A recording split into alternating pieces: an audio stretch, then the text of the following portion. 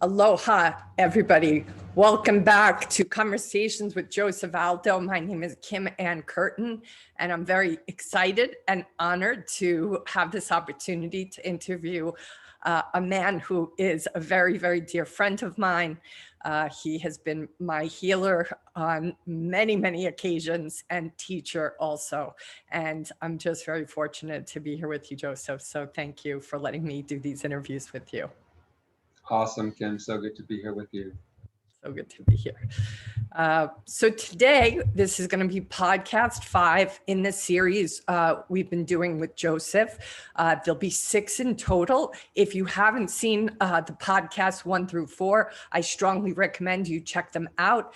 They are profound. They are very important in today's time.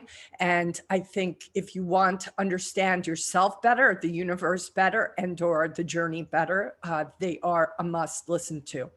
Today, we're going to focus on the voice within and the power of intuition. And we're going to also be talking a little bit about how to connect to it. I know that you're working currently, Joseph, on a book called The Voice Within.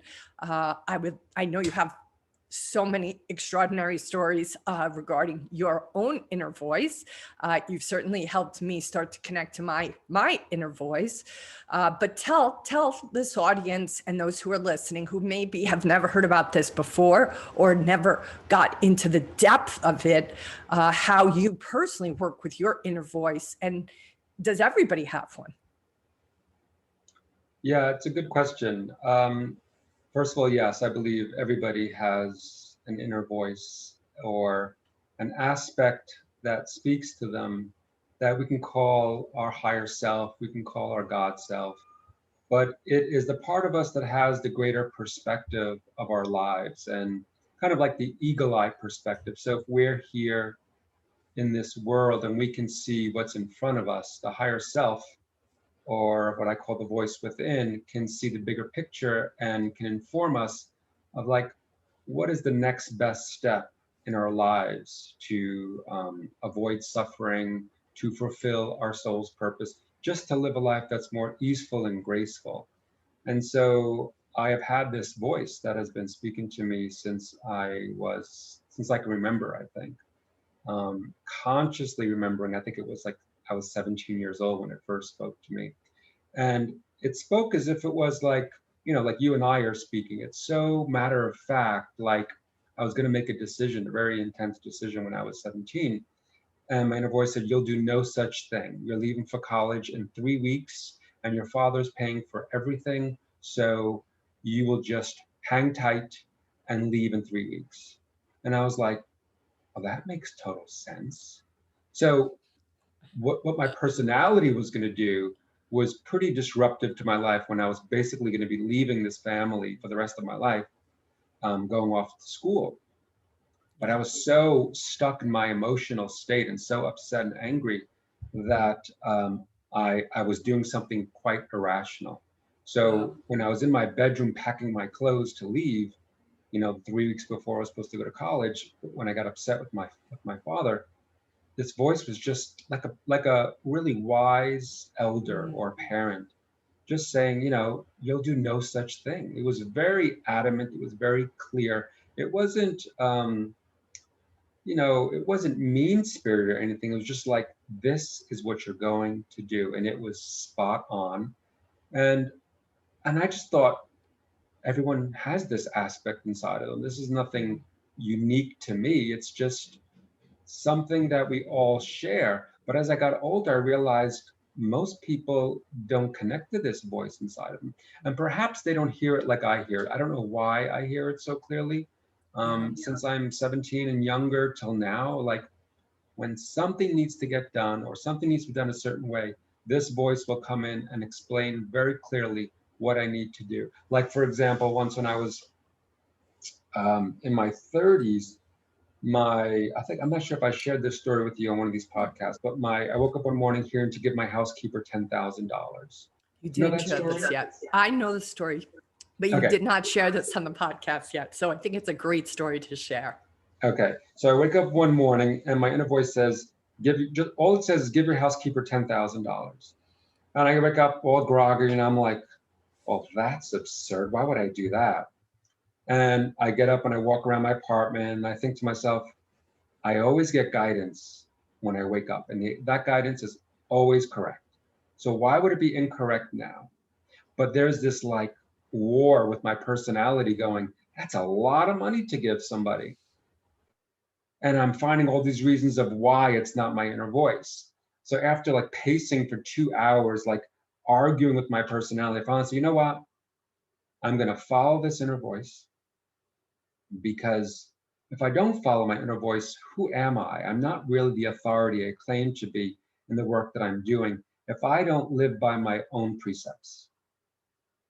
And so to follow this inner voice is like cliff jumping, because it doesn't necessarily make any rational sense in the moment. But that's part of the game here. We're trying to go beyond the box of our limited mind and its belief systems.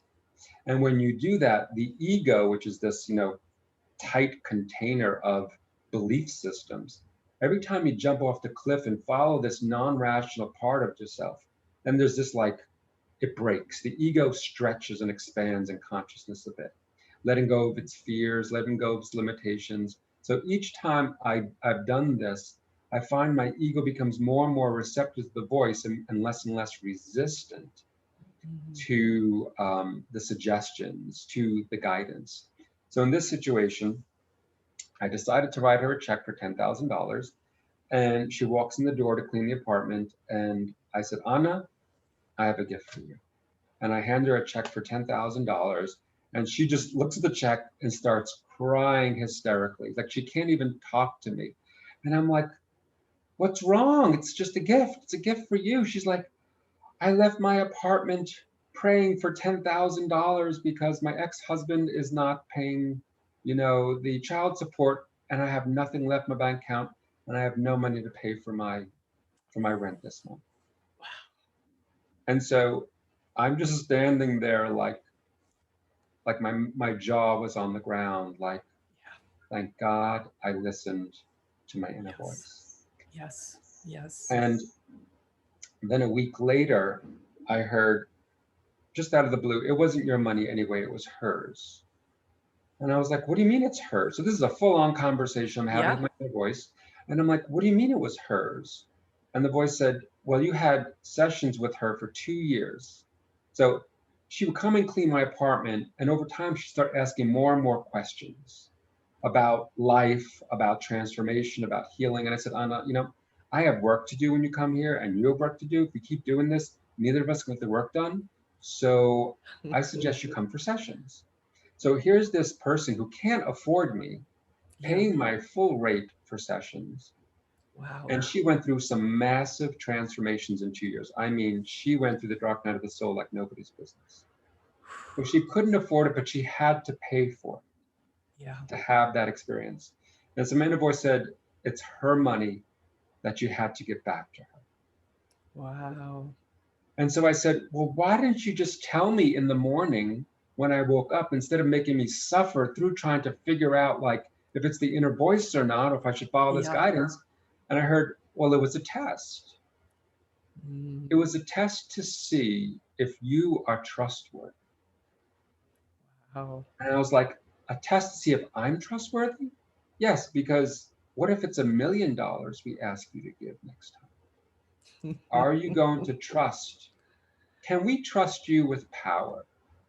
And what will you do with power? And money is power in your paradigm. So we give you these tests to see if you are worthy of holding more power, and if you are on our side, or if you're going to get caught up in your ego and selfish, wants, needs, desires. And so it was very humbling, that whole experience. And her life from that point on transformed, because she realized that if she could manifest $10,000 by saying that, she can do anything. So she's now a powerhouse of transformation and manifestation. So Joseph, I have to let you know there's a little bug behind you on the chair. Of course there is. Do you see him? These are the stink bugs in my my domicile in the midst of in nature. this, So in the midst of nature. That, thank and you. these All are these, even nature these are the wants to be on cons. these podcasts. That's right. Even nature's coming in. They're just like creeping in. But as a Virgo, I can't not see it, and I can't not say it. Thank you. I appreciate it. I thought first it was a fly, but then I was like, no, we have to address that because it's going to go on him in a moment. All right. So what an incredible story, a beautiful story, inspiring as well, because it encourages me just in this moment to be more willing to listen to my voice. I strive to listen to my voice. I think I often listen to it, but I think there are times when I'm not sure if that inner voice is truly my inner voice or something I talk about in coaching is that inner saboteur or inner gremlin. So would you be willing to help people and me even understand, what would you say are the qualities one would want to look for to understand the difference between the egoic voice, the inner saboteur voice, the higher guidance voice? Yeah, this is something that needs to be practiced like a muscle, to begin to discern and differentiate between our own ego's fear-based considerations, like waking up in the morning. That's ridiculous. Why would I give my housekeeper 10,000? That's a contraction. That's a no. Yeah. And this guidance, which is an expansion, it's a feeling of expansion. Like it comes out of, number one, it comes out of nowhere oftentimes.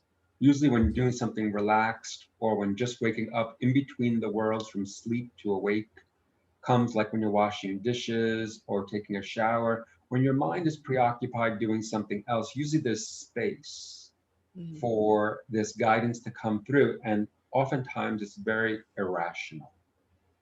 Like, why would I do that? It makes no sense. And it's irrational because it's going against your limited mind's belief systems.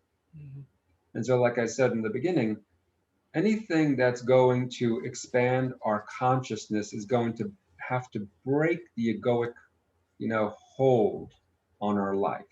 It's going to have to challenge what we believe is real and true.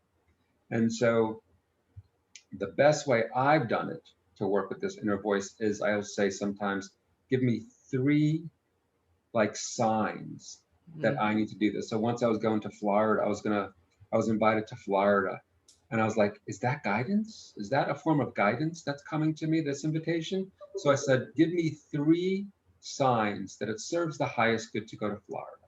So I went for a walk in my neighborhood, and within minutes I see a sign on the side of a bus stop, and it says, someone loves you in Florida. And then I go to a store within the next 10 minutes, and there's a cup on the shelf, and it says, Florida is a sunshine state.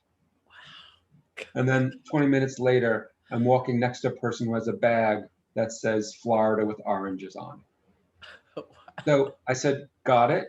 I don't need any more signs. And I went to Florida, and something quite extraordinary happened when I went. So wow. There's a way to work with this inner voice and with intuition and with guidance by saying, okay, I'm hearing you, I'm feeling you, but I'm not fully sure. So give me some signs that this is exactly what I need to do so that I know I'm on the right path. Because what we want to do in life is be in a flow. We want to kind of like if you're in a river and you're in a kayak, you want to go around all the obstacles with the greatest of ease and avoid all the pitfalls. Yeah. And so when we are tuned into what I call the vertical current, then that's when the downloads come. That's when the guidance comes. And it's like, yes, make a left here, make a right there, do this, do that. And then you find that you get to your destination in a way that's much, much more graceful and easeful. I remember once I was living in Hawaii, and I was so happy there. In a certain way, I was happy. Another way, I was going through many transformations and challenge. But I thought, this is where I'd like to live. And I was in the process of getting a pre-approval for a mortgage because I was like, this is it, I'm going to do it. And my inner voice said, do not buy a house here. This is not your home. And I'm like, yeah, it is. I love it here and it's perfect and it's beautiful. And it didn't respond. And I just continued and I got my pre-approval and I was starting to look at houses. And then I heard again, do not buy a house here. It is not your home. Wow. And so I said, okay, I'm going to call one of my old teachers who's a gifted clairvoyant. And I said, I didn't say anything of what I believed. I just said, can you just check in? I'm considering buying a house in Hawaii. And she said, within seconds, she said, oh, no. That is not the place for you. You need to go back to New York. You have unfinished business in New York. Wow. And I'm like, oh my God, of all places, I don't want to go back to New York, but I will honor the guidance and I won't buy a house. And sure enough, within a year and a half, my father passes away. Wow. In New York, and I had to take care of all of his business for the next 4 years. So you see, had I not trusted that guidance and remained in Hawaii, it would have been quite challenging to navigate living in one place and then having to deal with all of my father's estate for sure. in another place. Sure. So that's a great example of how when we follow this irrational aspect that doesn't make sense, doesn't fly with our personality, there's a higher perspective that's involved here that will make our life so much more easier to live and have a lot less suffering because of it. At the beginning, you spoke a little bit about it being a muscle. Would you just expand on how does a beginner, how does somebody who wants that muscle to strengthen, develop it? Yeah, you got to trust. You have to trust. And trust is a muscle because we all long for security and knowing. Like, I want a 5-year, 10-year plan on what's going to happen in my life. Yeah, well, good luck. Yeah. Especially in this day and age. Good luck. So that's why we need this guidance in a day and age where things are changing so quickly from a day-to-day basis. So we have to trust what's coming through and then follow the guidance. We must take action and follow. And each time we do that and we see that, wow, this turned out exactly the way my intuition or my inner voice said it would. Each time we do that, then our trust level increases and that muscle gets stronger and stronger so that there's not so much resistance anymore. It's like, got it, I'm going to follow that immediately. So like when I leave my house, for example, and I hear, go back, you forgot something. I don't go, oh, I don't have time, I'm in a rush. And then I get to the train station, I get on the train and I'm like, oh my gosh, I totally forgot my wallet. So it's like something as simple as that, or something as big as, to avoid an accident, like make a right here, get off at this exit right now. And like, so the more we practice following our inner voice, the stronger our connection becomes to our inner voice, becomes to our intuition, so that it becomes a daily part of our lives. And it's not some extraneous thing bothering us. It is like a close friend that's nudging us saying, pay attention. Pay attention because something significant is happening here and you need to be in the know. Do you feel when you spoke about this voice being there for you always, but that you were more pronounced, it was more pronounced, or you were more connected to it or in tune to it at 17? Do you feel that there was that something specific that happened at 17 that helped you hear it more clearly? Or do you feel it just was like an up leveling at that point? I think that this voice has always been there talking to me, even as a child. Like, I don't have the specific memories in childhood, but for me to have that clarity at 17 of a voice speaking to me, it had to have been developed, or I had to have come in with that, connection or opening. Because how can a 17-year-old be that aligned to hear such clarity if that access wasn't available on some level. So does it mean that I'm special and more, advanced than other people? I don't think so. We come in with lifetimes of experience. Like you have a 6-year-old that can play Mozart like nobody's business. They call him a prodigy. I don't think so. I think that child as a soul has practiced the piano for lifetimes. And because of it, they come in, they're like, oh, let me just play what I remember. So there's no doubt that for many lifetimes, I have been working with being a channel, we'll call that channeling, and working with having this advanced access to higher consciousness. And because of that, I was able to hear such guidance so clearly at 17. Understood. I think I'm going to just ask you to speak a little bit about the power of intuition, but I would also like, as you do that, to just help us. There is a distinction, I think, between the voice within and intuition, or is there? Please expand. Yeah, that's a good question. I think, I put all of it into the same category. Like all the clairs, clairvoyance, clairaudience, clairsentience, and on it goes. Like they're all a part of our intuitive network, so to speak. So some people have greater access to like their body and a knowing or a felt sense from their body. Like they get information through a sensation, like a gut feeling. Like I need to call my mother right now. Like I don't know why, just a gut feeling, and that is one of the intuitive aspects.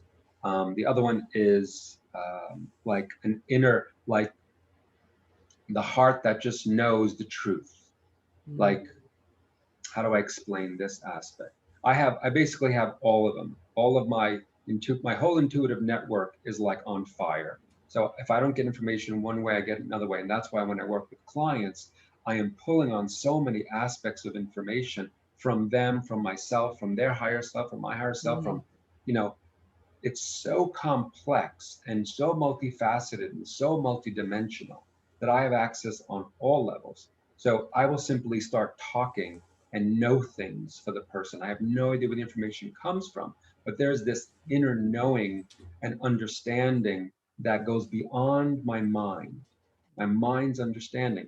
And so this knowing comes from what I call the void or the emptiness. And so when we cultivate, say, sitting in meditation in the emptiness. So meditation has many gifts that it gives to us. But first and foremost, it gives us witness consciousness. We sit, we quiet ourselves, and we just watch. We watch our thoughts, we watch our feet, we watch the feelings in the bodies. We just witness life as it's happening within ourselves as we sit. And the second thing that's very important that you cultivate is the emptiness or the void. Because in the void is where information is coming. So if we're filled every day with busyness and extraneous thoughts, ideas, stressors, and a schedule that's, booked, from the time you wake up to the time you go to bed, there's no space. And if there's no space, then you're living your life essentially from the ego. Me, mine, I, myself. But when you cultivate this space, when you sit in the emptiness in meditation, all of a sudden you begin to realize there's another aspect to life here that goes beyond what we can see through what we can experience through the five senses. There's another reality that's available to us once we pull in all of our energy from the external world, what I call the horizontal plane, and we step into the vertical current. And the vertical current is our access to higher self and source. But in order to have access to the vertical current, We must pull our energy in from the horizontal plane, from the external world and all of our doings during the day. And we sit in this, I call it the cross. It's the point where the horizontal and the vertical meet. And when you sit there, this point is the emptiness. It's the space between here, this world, and the invisible world. And the more we sit there, the more we can expand that space, that moment, that experience, so that we can be in the world, but also not in the world. So that's what Jesus said when he said to be in the world but not of the world. And even the painting of the Buddha behind me, with the eyes that are just slightly open. I am here, I am witnessing all of this, but my awareness is internal, and I am aware that there's something much greater than what's in front of me. This is just a temporary reality. This is just one piece of the whole puzzle of my existence. There's a whole nother piece, and if I close my eyes and I just tune in and I drop into that point of the merging or the uniting of the horizontal and the vertical current, and I just step into that point and I expand it, that emptiness begins to grow, and I find there is a rich world that is there that is informing me of what is it I'm doing here? What is my purpose? What is my soul's journey here? And so in that emptiness, guidance steps in. Guidance communicates to us, guidance informs us of what is it we need to know in order to live in this world and navigate this world with grace and ease and the minimal amount of suffering. So suffering there's going to be suffering in this world, right? It's just part of the experience. But there's a suffering we go through that is part of our soul's journey. Then there's suffering we go through because of ignorance. And that oftentimes happens from the ego's attachment to a result and holding on for dear life about their belief system, its belief systems, and the way it wants to live life. That's a different type of suffering, and that suffering can be avoided if we are open to our intuitive network and allowing ourselves to receive the guidance from the invisible realm, from the multidimensional aspect of our soul's existence.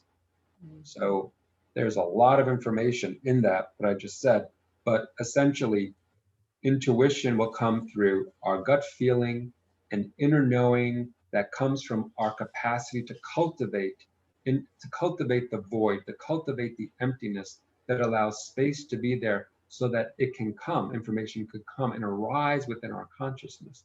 Yes, it can happen while we're meditating, but when we cultivate this ability of the multidimensional aspect of ourselves, when we can cultivate being comfortable in the emptiness, then we can access information anywhere at any time, whether we're in meditation or whether we're on the street walking, anywhere in like New York City, for example. We have access 24/7 because this guidance is available 24/7. The next piece is that guidance comes through, some people are clairaudient. We can hear things. And so information will come through, just like I'm talking to you, it will speak to us. So those are just a few of the ways that the intuitive network operates. And one of the ways that I spoke about earlier is to ask.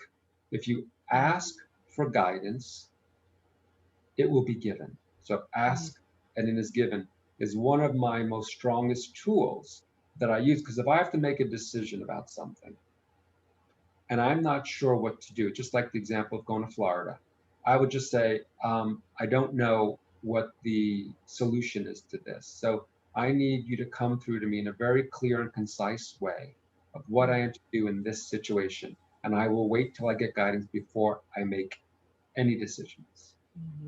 And I call it throwing out the boomerang. You throw it out, you ask a question, and the information will come back.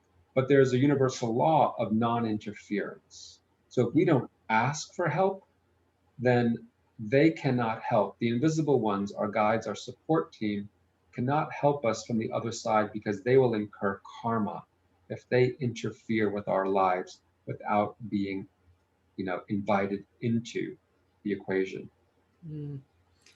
One of the things I thought of while you were speaking about everything is you're speaking to how this is always available to us, even, let's say, walking down the street of New York. And I couldn't help but think back to that incredible consciousness that came upon me after a session with you, where I was very much in a very different headspace prior to a session with you, where something I didn't even know I was holding on to got healed. And for, almost 2 weeks, I found myself in a bliss state of completely connected to unconditional love, not only coming into me, but going out of me at everybody. I remember walking down, I think it was 6th Avenue, in an area that's not one for beauty, so to speak. And yet I remember loving everybody I saw and feeling everybody that saw me loved me. It was just the most incredible, incredible experience to this day that I've ever had. And I remember thinking or speaking with you at some point and remembering that sensation that is always available to me, but I am not always available to it. And I tried to remember that, but, forget every day, of course. But it was a profound, wow, why wouldn't we want to be available to this? But yet the ego, life, busyness takes us out of it. Yeah, your example is an important example. So when we do our inner healing work, then we are integrating trauma.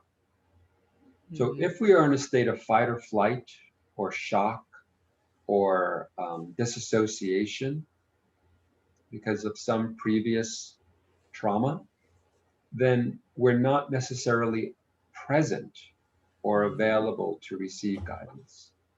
So when we integrate a trauma like you did in that session those many years ago, then that trauma is released. And now there's space. Because if you're living in trauma each day, in stress, reinvigorating that, reinforcing that day after day after day, then that becomes your life. You are cut off from the vertical current. Yeah. You don't have access. It's like you're eating from a poisonous fruit over and over again. Well, yeah, because in a sense, you become like hypnotized to the past. Yes. Or victimized. You keep re-victimizing yourself. And so you're in this loop, a horizontal loop of going into the past. Like, I was traumatized, this happened to me. And then you live your life according to that trauma. And then there's no space. There's no center point in that loop. There's no presence in that experience. But once you come to the present, healing can only happen in the present moment. Yeah. So when you're ready to heal, then you show up fully in the present moment, and you can do it on yourself. Oftentimes you need someone else to hold space for you, someone who is generally present. And then you are working off of their energy because you're so in that trauma that you don't know how to become present. So that person who's present is kind of that, an energetic anchor for you to recognize, I've not been present. I've not been present. And so when someone who's present holds that vibration, then that I've not been present begins to vibrate so quickly. And then something happens and it entrains. You entrain to the higher vibration of the healer. And that trauma releases. And then it's like, what just happened? I now have access to this space, to this love, to this amazing grace. Yeah, to vision. It's like vision. You get 20/20 vision, whereas before you had everything was out of focus. But Joseph, what you just said is so profound about needing to work with somebody, and when when somebody is holding the space who is present, I never had that distinction. Like, I think especially for teachers of this work, it easily can be like, oh, well, they're better than me. They're XYZ than me. And instead, what I'm really hearing today is a distinction of they are more present than me, more witness consciousness than me. That is like the differentiator.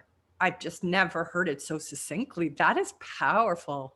That's really powerful. Yeah, and anyone can be this healer for anyone else. All it requires is you push your personality aside. You yourself go into the emptiness, into the void, because the void is where presence emanates from. The emptiness is where the presence comes through. So it doesn't matter how many wounds I may have, but if I just am so present to you in this moment, and that presence becomes a vibrational, healing unguent. And presence is the highest frequency. So anyone that's not present for whatever reason, just because someone is present, they're not able to do anything. There's no doing in the presence. That vibration, then the lower vibration entrains to a higher vibration. And if the person is ready to let go, if the person is ready to heal, they will heal. If not, nothing is going to happen. You can have the greatest master in front of you, the most present person in front of you. But if you're not ready to heal, healing is not going to happen. And this is why we do our inner work on a daily basis, to pull in all of our projections, all of our judgments, all of our past wounds. We pull it back in and we contemplate, we sit with it, we journal, we forgive. We go through all these processes so we can become present in the world. And when we're present, we then have access to the vertical current. We then have access to our intuition, our inner voice, and so much more. The intuition and the inner voice and guidance is only one facet. When we get plugged into that, then there's a whole network of energies, angels, archangels, ascended masters. I mean, there is so much available to us once we purify our vehicles, once we purify our consciousness, once we let go of the limiting thoughts, beliefs, and ideas that we're holding so dearly onto. There is a network of consciousness, higher consciousness, God consciousness that is available to every single one of us. But we have to do the inner work to heal ourselves of whatever is disturbing our consciousness, so that we can be empty vessels, so that we can be open to receive, because intuition is equivalent to receptivity, the capacity to receive on a multidimensional level. So, for example, if you believe that this world is all that there is, then there's no access to anything else, because your ego doesn't believe that there's anything else possible. And that means I have to willfully live my life. I have to live from the place of struggle, pushing, striving, accomplishing. And I would say, absolutely not. That when you plug into the vertical current, there's a way to manage existence, our existence here, in a way that's so much more efficient, whereby I can say something now and that something will happen. But that's stepping into the new paradigm that we're going to talk about in the next episode. In the next episode. But there is an access to much more. But first, you can't skip any steps on this journey. There are no steps to skip. So our work, the real work involved, is to work with what our wounds are. What is it each day that I'm saying, that I'm creating, that is perpetuating suffering, perpetuating certain types of limiting relationships, limiting experiences with money, with my body, with people, with my job, career, etc., etc. Like, I have to do the inner work in order to purify my consciousness, purify my being so that I can get to the place of, from duality to unity, from victim, victimizer, which is this, there's always, when there's one role, there's always its opposite on the other side. So if you're playing the victim this lifetime, then at some point you have to have been the victimizer, because they're all on the same, it's in the same plane, just an opposite spectrum. So at some point we have to let go of the opposites and come to the center point and say, I'm all of it. This is all of me. And when you do that, all of a sudden, the central current ignites on fire. And then then your light goes off. The light bulb, the illuminescent being inside of you, like a Christmas tree, just lights up, and that light attracts light. That consciousness attracts consciousness. So, the first steps is to slow yourself down enough to be able to even feel, hear, see, sense the intuitive network operating inside of you. Like getting acquainted with, how is it that my guidance comes through? What is my stronghold? What is my way of receiving intuitively? And then begin to work with that intuition, begin to work with your guides, ask questions of the invisible realm. I drive to New York, 12 hours sometimes, and I will be having conversations like for hours, like, okay, so what's next on the journey? What are we working on here? Is the book important to work on like next, or is there something else that's next? Like I'm having full-on conversations with my guides to know what's the best way to utilize my energy and time in this lifetime to achieve the greatest amount, to fulfill my soul's purpose, and then some. So there are, it's a daily job, so to speak, to find ways to tune in to the more subtle aspect of ourselves, to meditate on a daily basis, to create space for information to arise. It's a daily, like brushing your teeth or exercising or showering. There's something that we need to do to participate, to activate this part of ourselves, because it may not happen on its own if we don't engage it. If you don't plug that socket, the lamp into the wall, the light's not going to go on. So we've got to do something each day to cultivate these capacities in order for the muscle to get strengthened. Otherwise, that aspect will atrophy, and we will descend into a place, we could descend into a place of, anger, disassociation, all of these attributes the personality can cultivate when it doesn't tune into the vertical current, the negative diminishing aspects of the personality, jealousy, fear, insecurity. All these things have to be worked on so that we can go to the higher octave of all these personality traits. And this is why I work with Bach flower remedies, because it helps us to move from fear to trust, from anger to love, from insecurity to courage, from apathy to interest in life. We need to find the ways to shift our minds'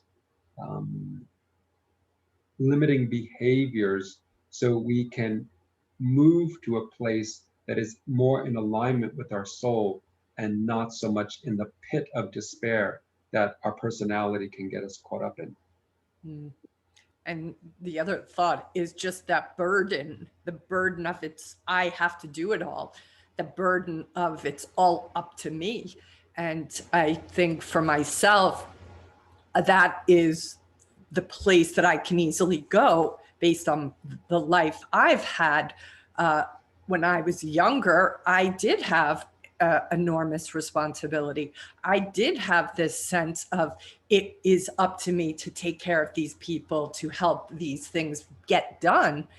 And I can easily fall back into that, even driving to my office today to do our conversation, we infrequently have traffic on this little island of mine here in Hawaii, in this little town, but around school time, we do. And I forgot about that today. So I was in the traffic, you know, nervous, starting to get anxious that I was going to be late for our conversation today and all the tasks that are on my to-do list.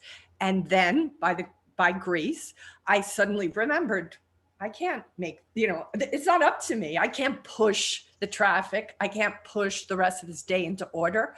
Now I have to let go and trust that somehow the traffic will get me through. Like, and that shift of, I could feel the energy within myself of like this have to, must, pushing into releasing, letting go, trusting the flow.